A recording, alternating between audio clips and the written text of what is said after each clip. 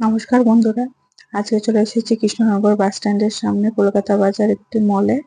এই মলটি নতুন ওপেনিং হয়েছে আর আমরা সবাই মিলে চলে এসেছি এখানে কি কি কালেকশন আছে সেটা দেখার জন্য।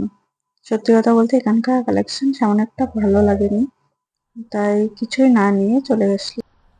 এই যে হাতের উপরে বাচ্চাটি শুয়ে আছে, স্ট্যাচুটি কি সুন্দর লাগছে না?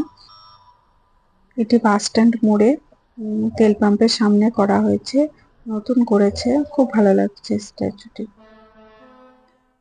এরপর আমরা চলে আসলাম কৃষ্ণনগর লাইব্রেরি পাবলিক লাইব্রেরি মাঠে খাদি মেলায়।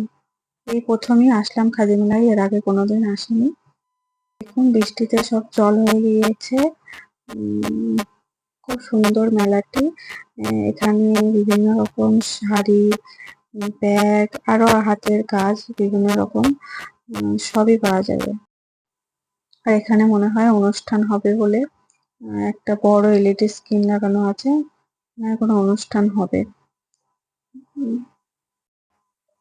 এই যে সবাই ছাতা নিয়ে ঘুরছে, আমরাও ছাতা নিয়ে ঘুরছি।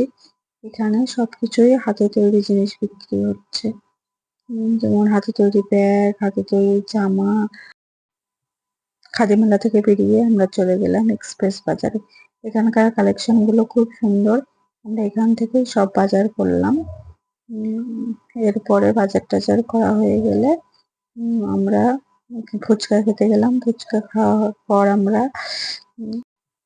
এরপর আমরা ট্যাপাপুরি না কি বলে সেটা খেলাম। তারপরে আমরা আইসক্রিম খেয়ে বাড়ি চলে আসলাম। ভিডিওটি ভালো লাগলে কমেন্ট করবেন।